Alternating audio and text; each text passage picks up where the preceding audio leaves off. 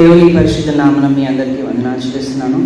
దేవుడు మనకి ఇచ్చిన ఈ యొక్క అవకాశాన్ని బట్టి, మరి ఇచ్చిన ఒక జీవాన్ని బట్టి సంఘంగా కూడి ఆయనను ఆరాధించడానికి ఇచ్చిన ఒక ఆధిక్యతను బట్టి నేను దేవుని ఎంతగానో వందనాలు చెల్లిస్తున్నాను.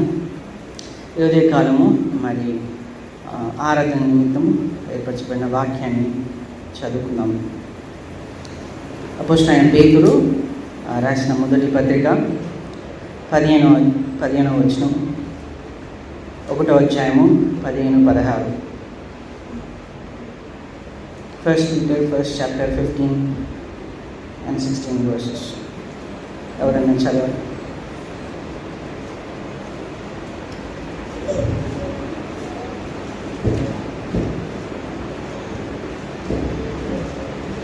నేను పరిశుద్ధుడనే ఉన్నాను కనుక మీరును పరిశుద్ధులై ఉండునని రాయబడి ఉన్నది. కాగా మీరు విధేయులకు పిల్లలై మీ పూర్వపు ఆజ్ఞదశలో మీ పొందిన ఆశను అనుసరించి ప్రవర్తింపగా మిమ్మల్ని పిలిచిన వాడు పరిశుద్ధులై ఉన్న ప్రకారం మీరు సమస్త ప్రవర్తనలో పరిశుద్ధులై ఉండండి. Thank you brother. చిన్న ప్రార్థన చేసుకుని దేవానికి వందనాలు చెల్లిస్తున్నాను. ఈ యొక్క ఉదయకాలము మీ లెక్క చెడ్డ భద్రపరిచి గత వారం నుంచి ఈ వారం వరకు మీరు మమ్మల్ని కాచి కాపాడి సజీవులకు ఉంచిన కారణాన్ని బట్టి వందనాలు చెల్లిస్తున్నాను దేవా. మరి ప్రత్యేకంగా ఈ యొక్క ఉదయకాలము మరి మిమ్మల్ని ఆరాధించడానికి, వాక్య వెలుగులో కొన్ని సత్యాలు తెలుసుకోవడానికి, జ్ఞాపకం చేసుకోవడానికి ఇచ్చిన అవకాశం బట్టి వందనాలు. మరి వాక్యాన్ని ధ్యానించునంగా మీ సన్నిధి మా మధ్య ఉంచమని, వాక్యాన్ని సరైన క్రమంలో అర్థం చేసుకునే జ్ఞానాన్ని మాకు ప్రసాదించమని కొద్ది ప్రార్థిస్తున్నాం తండ్రి. ఆమేన్. ఈ లోకంలో ఎవరైతే ఉన్నతమైన అధికారం కలిగిన వ్యక్తులు ఎవరైతే ఉంటారో, మన భారతదేశంలో ఉన్నతమైన అధికారము ఎవరికి ఉన్నది? మన ఐడియా ఉందో? మన భారతదేశంలో ఉన్నతమైన అధికారం ప్రెసిడెంట్, అధ్యక్షులు. మరి ఆ ప్రెసిడెంట్ని, ఒకవేళ అధ్యక్షుని కలవాలంటే ఒక ప్రోటోకాల్ ఉన్నది. ఎవరు పెడితే వాళ్ళు ఒక అధ్యక్షుని కలవలేరు. మన దేశమే కాదు కానీ ఏ దేశంలో అధ్యక్షులైనా వారిని ఈజీగా కలవలేరు. చాలా పెద్ద ఒక మనం ఏదో మంచి పని అయినా చేసి ఉండాలి, ఏదో గెలిచన్నా ఉండాలి, లేకపోతే రాజకీయంగా ఏదన్నా పని ఉంటేనే కానీ, మనం ఆ స్థితిలో ఆ స్థాయిలో ఉంటేనే కానీ మరి అధ్యక్షుల్ని కలవలేము. మీరు గమనించినట్లయితే, న్యూస్ ఫాలో అవుతున్నట్లయితే, ఒక ప్రెసిడెంట్ని కలవాలంటే వారు ఆ సెక్యూరిటీ వాళ్ళు ఏం చేస్తారంటే, వాళ్ళు కలిసేవారు ఏ విధంగా బట్టలు వేసుకోవాలి, ఏ విధంగా మాట్లాడాలి, ఏ విధంగా నిల్చోవాలి, ఏ విధంగా నడవాలి, ఏ విధంగా మనం అక్కడ మనమే చూసుకోవాలి, ఎక్కడ కూర్చోవాలి, ఎప్పుడు కూర్చోవాలి, ఎప్పుడు నడవాలి, ఏం మాట్లాడొద్దు, ఏం మాట్లాడాలి, ఇవన్నీ వాళ్ళు ముందే చెప్తారు. వాళ్ళు చెప్పిన విషయాలు జాగ్రత్తగా పాటించి మనము మరి అధ్యక్షుల ముందు ఉండాలి. మీరు ఎవ్రీ ఇయర్ నేషనల్ అవార్డ్స్ జరుగుతాయి. మరి ప్రెసిడెంట్ ద్వారా అవార్డ్స్ ఇవ్వబడతాయి. ఆ అవార్డ్స్ ఇచ్చేటప్పుడు కూడా ఎంత మనము ప్రెసిడెంట్తో అవార్డు తీసుకునేటప్పుడు కూడా చాలా దగ్గర కూడా పోలేము, చాలా కొంచెం దూరం ఉండాలి. ప్రెసిడెంట్కి మనంతటా మనమే చేతులు చాపొద్దు, లేకపోతే మరి భారతీయ సాంప్రదాయం ప్రకారం, వేరే మతస్థుల సాంప్రదాయం ప్రకారం ఒకరైనా కాళ్ళు మొక్కాలన్నా కూడా అది ఒక మంచి కనిపించడానికి మంచిగా అనిపించిన వేరే ఆచారాల ప్రకారము ఆ పని కూడా చేయొద్దు. ఎందుకంటే ప్రెసిడెంట్ని కలవాలంటే, ప్రెసిడెంట్ దగ్గర ఉండాలంటే అవన్నీ అనుమతి లేదు. ఎందుకు ఈ విషయాలు చెప్తున్నానంటే, ఒకవేళ మనము అధ్యక్షుల్ని కలిసేటప్పుడు మరి కొంచెం నిర్లక్ష్యం చేసినట్లయితే, వాళ్ళు చెప్పిన విధి విధానాలు ఫాలో అవ్వకుండా మనకు నచ్చినట్టు మనం ఉన్నట్లయితే అక్కడి నుంచి మనల్ని తీసేస్తారు. ప్రెసిడెంట్ కలవకుండా చేస్తారు. లేకపోతే మనం ఏదైనా అనాలోచితంగా చేసినట్లయితే మనకు దానివల్ల కాన్సిక్వెన్సెస్ ఉన్నాయి. మనల్ని ఏదో విధంగా శిక్షిస్తారు. ఎందుకంటే మనము ఇంగ్లీష్లో అంటారు ప్రోటోకాల్ బ్రీచ్ చేశారని. అంత ప్రాముఖ్యము ఒక ఉన్నతమైన అధికారిని కలవాలనండి. మరి ఈ లోకంలో ఉన్న అధికారులకే అంత మరి ప్రోటోకాల్స్ లేకపోతే అన్ని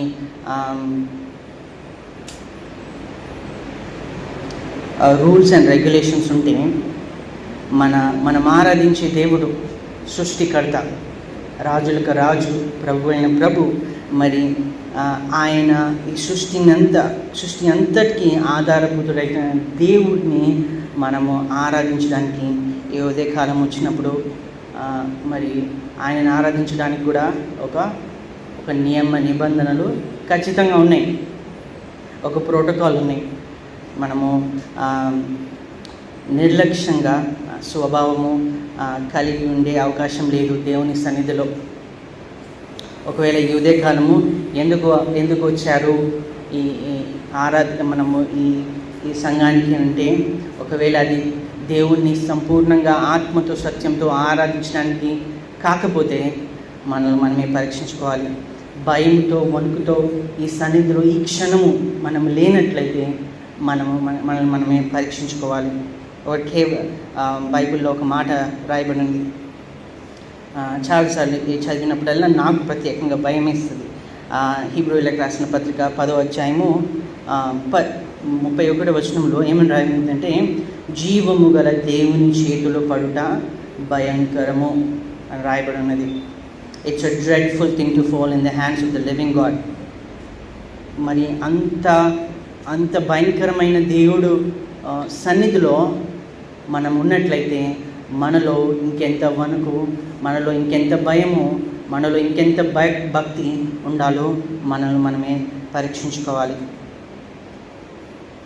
దేవుని ఆరాధించడానికి ఒక ప్రోటోకాల్ ఉన్నది, ఒక నియమ నిబంధన ఉన్నది. అందులో ప్రాముఖ్యమైన నియమము ఏంటిదంటే, మనం చదువుకున్న వాక్యం ప్రకారము ఆయన పరిశుద్ధుడు కాబట్టి మనం కూడా పరిశుద్ధంగా ఉండాలి. ఈరోజు నేను 3 విషయాలు మీతో పంచుకోవాలి. ఏంటిదంటే, దేవుణ్ణి పరిశుద్ధతతో ఆరాధించడానికి గల అవసరత ఏంటి, ఎందుకు పరిశుద్ధత అవసరము, what is the necessity of worshipping in God in holiness, ఎందుకు అవసరం. అది పక్కన పెట్టి మనకు నచ్చినట్టు మనం చేసుకోవచ్చు కదా, ఎవరు ఆపుతారు అని అనుకోవచ్చు. కానీ బైబిల్లో దేవునికి ఉన్న ఎన్నో గుణాల్లో, ఎన్నో యాట్రిబ్యూట్స్లో చాలా ప్రాముఖ్యమైన ఒక యాట్రిబ్యూట్ ఏదైనా ఉన్నట్లయితే, గుణం ఏదైనా ఉన్నట్లయితే అది పరిశుద్ధత. ఆ విషయంలో ఏ సందర్భంలో కూడా దేవుడు రాజీ పడలేదు. ఎవరన్నా ఆయన పరిశుద్ధత విషయంలో నిర్లక్ష్యం చూపించినట్లయితే వాళ్ళు ఆ క్షణమే చనిపోయిన సందర్భాలు ఉన్నాయి. తర్వాత చనిపోయిన సందర్భాలు కానీ దేవుడు పరిశుద్ధత విషయంలో ఎక్కడ కూడా రాజీ పడలేదు. ఈ ఉదయకాలం 3 విషయాలు చాలా క్లుప్తంగా, మనకు అన్నీ తెలిసిన విషయాలు, నేను కొత్త విషయాలు చెప్పట్లేదు. 3 విషయాలు మీకు జ్ఞాపకం చేసుకోవాలనుకుంటున్నాను. ఏంటంటే, మొట్టమొదటిది ఎందుకు పరిశుద్ధత అవసరం అంటే, మొట్టమొదటి మనం దేవుని పరిశుద్ధంగా ఎందుకు ఆరాధించాలంటే, ఎందుకంటే మనము ఆరాధించే దేవుడు పరిశుద్ధుడు. ఈరోజు చదవబడిన వాక్యంలో బైబిల్లో మనం గమనించినట్లయితే పాత నిబంధన నుంచి మొదలుకొని ప్రకటన గ్రంథం వరకు మరి ఆయన పరిశుద్ధత గురించి పదే ప్రస్తావన మనము కనిపిస్తుంది. భక్తులు కూడా చాలా సందర్భాల్లో ఏ విధంగా దేవుని ఆరాధించాలి అంటే పరిశుద్ధతతో ఆరాధించాలి. ఎందుకు పరిశుద్ధతతో ఆరాధించాలంటే ఆయన పరిశుద్ధుడు కాబట్టి అనే విషయాన్ని చాలా సందర్భాల్లో మరి మార్చి వాళ్ళు రాయించారు. కొన్ని వచనాలు మనం క్లుప్తంగా చదువుకుందాం. నేనే చదువుతాను సమయాన్ని గౌరవించి. మొదటి సమయంలో 2:2 కూడా హన్న ఆమె మాటలో చెప్తుంది, మనం దేవుని పరిశుద్ధంగా ఆరాధించాలి, ఎందుకంటే మనము ఆరాధించే దేవుడు పరిశుద్ధుడు అని హన్న చెప్తుంది. యెషయా భక్తుడు కూడా ఆయనకు కనిపించిన దర్శనంలో 6వ అధ్యాయము యెషయా 6:1-3 ఆయన రాస్తాడు. ఆయన చూసిన దర్శనంలో వారు సైన్యములకు అధిపతి యెహోవా పరిశుద్ధుడు పరిశుద్ధుడు పరిశుద్ధుడు, సర్వలోకము ఆయన మహిమతో నిండి ఉన్నదని గొప్ప స్వరముతో ప్రతి గానము చేయుచుండిరి అని రాశాడు. ఇదే మాట మరి ప్రకటన గ్రంథంలో కూడా 4వ అధ్యాయము 8వ వచనంలో కూడా ఈ విధంగా రాయబడింది. ఈ 4 జీవులు ప్రతి జీవికి 6 రెక్కలుండును, అవి చుట్టూను రెక్కలు లోపటన కన్నులతో నిండి ఉన్నవి. అవి భూత వర్తమాన భవిష్యత్ కాలంలో ఉండు సర్వాధికారి యొక్క దేవుడకు ప్రభువు పరిశుద్ధుడు పరిశుద్ధుడు పరిశుద్ధుడు అని మానక రాత్రి పంగళ్ళు చెప్పుచుండెను అని రాయబడింది. గ్రంథకర్తలు ఎప్పుడైతే ఆనాటి గ్రంథకర్తలు ఎప్పుడైతే ఏదైనా విషయము చాలా ప్రాముఖ్యమైనది అని భావించినప్పుడు ఆ మాటని పదే పదే రాస్తారు. మరి దేవునికి ఉన్న ఎన్నో గుణాలలో మరి ఈ యొక్క పరిశుద్ధత అనే ఒక గుణాన్ని మాత్రము ఈ విధంగా 3 సార్లు ప్రత్యేకంగా రాయడం జరిగింది. ఎందుకు అంత అవసరము అని అంటే, దేవుడు పరిశుద్ధుడు కాబట్టి, ఆయనలాగా ఎవరు లేరు కాబట్టి, ఆ పరిశుద్ధత విషయంలో దేవుడు ఎక్కడ రాజీ పడలేదు కాబట్టి ఆ విషయాన్ని చాలామంది భక్తులు మరి వాళ్ళు రాసిన గ్రంథాల్లో జ్ఞాపకం చేసుకున్నారు. కీర్తనకారులు కూడా రాస్తాడు. 96:9 కూడా పరిశుద్ధ అలంకారమును ధరించుకొని యెహోవాకు నమస్కారం చేయుడి.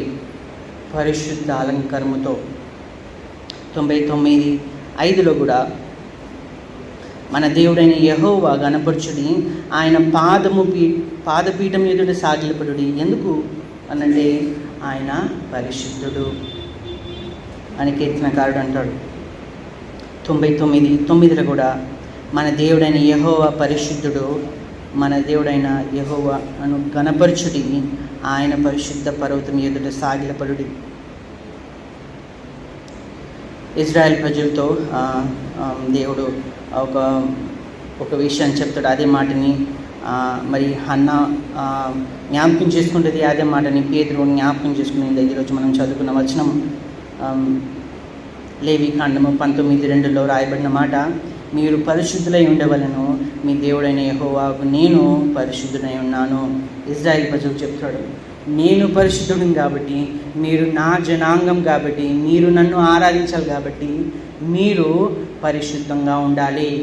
అపవిత్రులుగా మీరు ఉండే అవకాశం లేదు. ఎందుకంటే నేను అటువంటి ఆరాధనని అంగీకరించలేను అనే విషయాన్ని ఇజ్రాయెల్ ప్రజలు చెప్తాడు. వారిని పిలిచేటప్పుడు కూడా వారికి ఇచ్చిన ఒక బిరుదు ఏంటిదండి? దేవుడు నిర్గమకాండం 19:5-6 వారిని ఏమని పిలుస్తాడంటే, మీరు 19:5-6 మీరు నాకు యాజక రూపకమైన రాజ్యముగాను పరిశుద్ధమైన జనము. ఇజ్రాయేలు ప్రజలు దేవునికి పరిశుద్ధమైన జనము. ఎందుకంటే మరి ఇజ్రాయెల్ ప్రజలు ఆయనకు చెందినవారు కాబట్టి, ఆయన పరిశుద్ధుడు కాబట్టి, ఆయనకు సంబంధించిన వాళ్ళు కూడా పరిశుద్ధంగా ఉండాలి అనే విషయాన్ని దేవుడు జ్ఞాపకం చేసుకుంటున్నాడు ఇజ్రాయెల్ ప్రజలకి.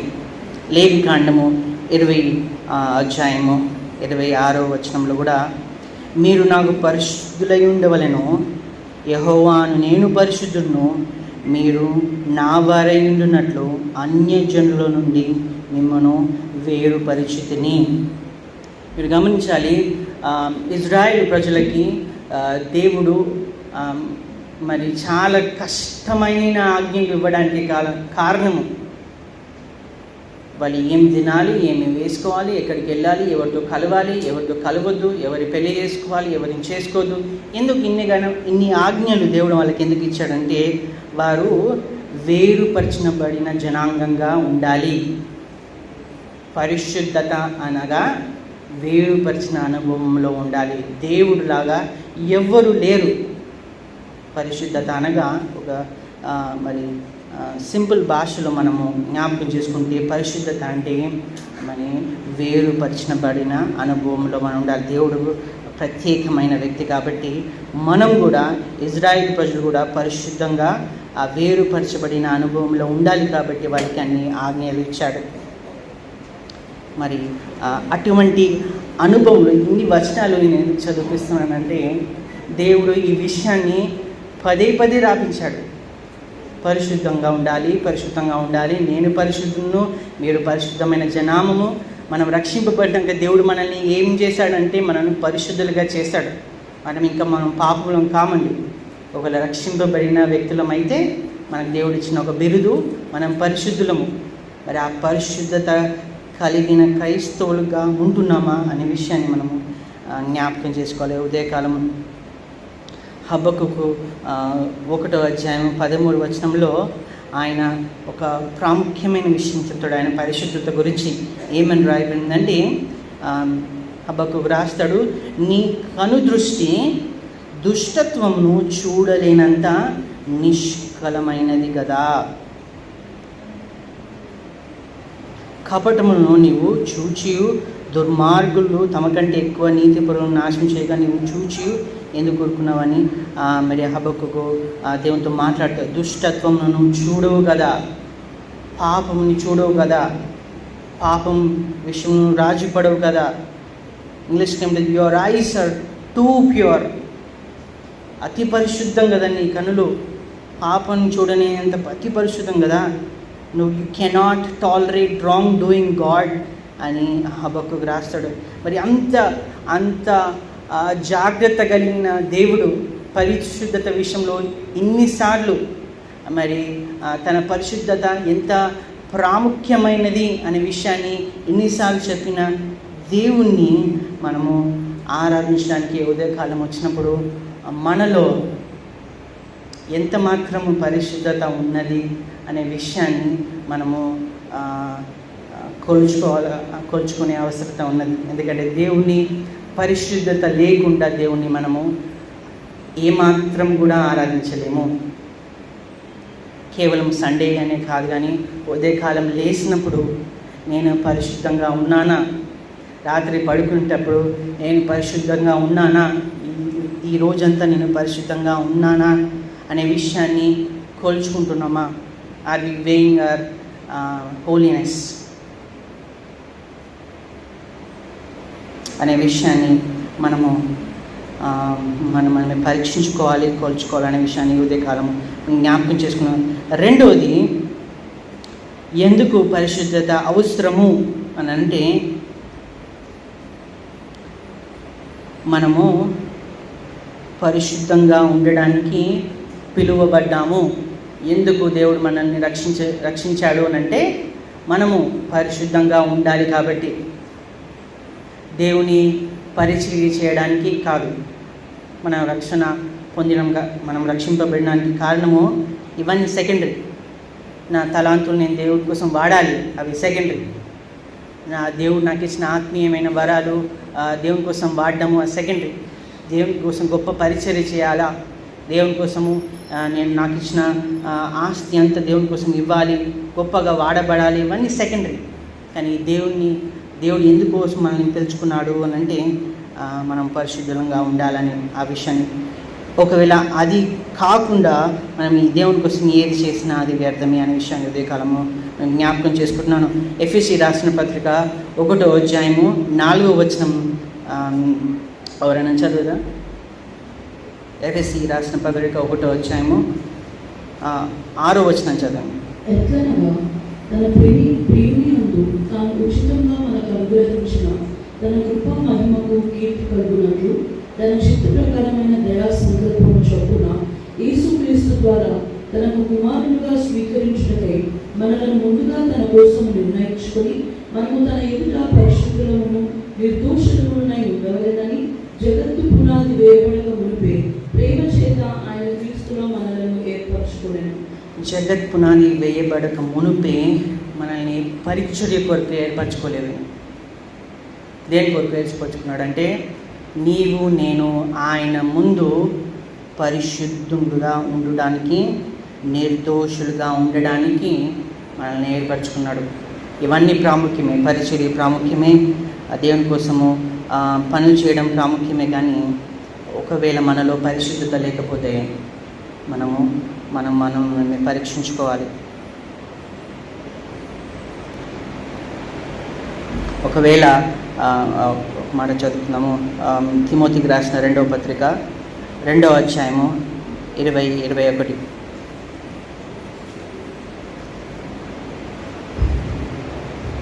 గొప్ప ఇంటిలో వెండి పాత్రలను బంగారు పాత్రలను మాత్రమే కాక కర్రవియు మంటివియు కూడా ఉండదు. వాటిలో కొన్ని ఘనతకును కొన్ని ఘనహీనతకును వినియోగింపబడి ఎవరైనా వీటిలో చేరక తాను పవిత్రపరుచుకొని ఎడల వాడు పరిశుద్ధపరచబడి యజమానుడు వాడుకుంటకు అర్హమై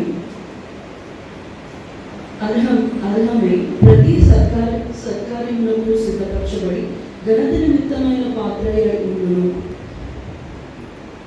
ఏ పాత్ర అన్నా గమనించినట్టయితే అది ఎంత విలువైన పాత్ర అయినప్పటికీ, అది ఎంత ఆభరణంతో చేయబడినప్పటికీ, అది బంగారమైన వజ్రమైన లేకపోతే లోకంలో అతి ప్రాముఖ్యమైన విలువగల మరి పాత్ర అయినప్పటికీ, ఒకవేళ దాంట్లో మనము ఏ ఆహార పదార్థాలు మరి దాంట్లో వేసి ఇచ్చిన, ఒకవేళ ఆ పాత్రలో మరి ఎటువంటి క్రిములు లేకపోతే మరి ఆ పాత్ర సరిగ్గా లేకపోతే మనం ఎంత మంచి వస్తువులు దాంట్లో సర్వ్ చేసిన దానికి విలువ ఉండదు. కాబట్టి మనలో పరిశుద్ధత అనే విషయాన్ని ఖచ్చితంగా మనము కలిగి ఉండాలి. ఎందుకంటే దేవుని బిడ్డలంగా మనము పిలువబడాలంటే, దేవుని పరిచర్యలు మనం వాడబడాలంటే మనం పరిశుద్ధంగా, మన పాత్ర పరిశుద్ధంగా ఉండాలనే విషయాన్ని మరి భక్తుడు రాస్తున్నాడు. మనమందరము దేవుని చిత్తాన్ని తెలుసుకోవాలని ఒక ప్రయాసపడతాం. 1 తెస్సలోనిక 4:3 రాయబడిన మాట, మీరు పరిశుద్ధులగుటయే అనగా మీరు జారత్వమునకు దూరంగా ఉండుటయే దేవుని చిత్తము. మీరు పరిశుద్ధులుగా ఉండుటయే దేవుని చిత్తము అని వాక్యం సెలవిస్తున్నది. 1 తెస్సలోనిక 4వ అధ్యాయము 7వ వచనంలో కూడా పరిశుద్ధులగుటకే దేవుడు మనల్ని పిలిచెనుగా కానీ అపవిత్రులుగా ఉండుటకు పిలవలేదు. మనకు ఆప్షన్ లేదండి, మనకు నచ్చినట్టు జీవించడానికి ఆప్షన్ లేదు. దేవుడు ఖచ్చితంగా మనల్ని పరిశుద్ధులంగా జీవించడానికి మాత్రమే పిలిచాడనే విషయాన్ని ఉదయకాలము జ్ఞాపకం చేసుకోవాలి. ఎందుకంటే అది దేవుడు మనల్ని ఉద్దేశించిన ఒక చిత్తం. హెబ్రీయులకు రాసిన పత్రిక 12వ అధ్యాయము 14వ వచనంలో కూడా ఆయన అంటాడు, పరిశుద్ధత లేకుండా ఎవడును ప్రభువుని చూడడు. ఏ ఉదయకాలము మనం ఆయన సన్నిధానంలో వచ్చాము, ఆయన చూడడానికి వచ్చాము, ఆయన వాక్యం వినడానికి వచ్చాము, ఆయనను ఆరాధించడానికి వచ్చాము. ఒకవేళ మనలో అనువంత కూడా పరిశుద్ధత లేకపోతే మనము ఇక్కడ ఆయనని సంపూర్ణంగా ఆరాధించలేము, ఆయనని మరి స్తుతించలేమనే విషయాన్ని జ్ఞాపకం చేసుకుంటున్నాము. మరి దేవుడికి ఎందుకు కొరకు మన కొరకు ఎందుకు దేవుడు యేసు ప్రభు చనిపోయాడు అనే విషయాన్ని ఒకసారి జ్ఞాపకం చేసుకుంటే, మన పాపాల నిమిత్తము ఖచ్చితంగా చనిపోయాడు. కానీ తీతు రాసిన పత్రిక 2వ అధ్యాయం 14వ వచనంలో ఆయన మరి తీతు రాస్తున్నాడు, 2వ అధ్యాయం 14, ఆయన సమస్తమైన దుర్నీతి నుండి మనల్ని విమోచించి సత్క్రియలందు ఆసక్తి గల ప్రజలు తన కోసరం పవిత్రపరచుకొని తన సొత్తుగా చేసుకుంటకు తాను మన కోర్చు అర్పించెను. పవిత్రపరచుకొని తన సొత్తుగా చేసుకున్నటకు, పరిశుద్ధులుగా మనల్ని తన కొరకు చేసుకోవడానికి దేవుడు తనను తాను అప్పగించుకున్నాను. పరిశుద్ధత అని ఒక ప్రాముఖ్యమైన విషయం. ఇది మనము ఇగ్నోర్ చేసుకోవడానికి వీలు లేదు అనేది ఈ ఉదయకాలము జ్ఞాపకం చేసిన చివరిగా మనం జ్ఞాపకం చేసుకోవాల్సిన సత్యం ఏంటిదంటే, దేవుణ్ణి మరియు పరలోకంలో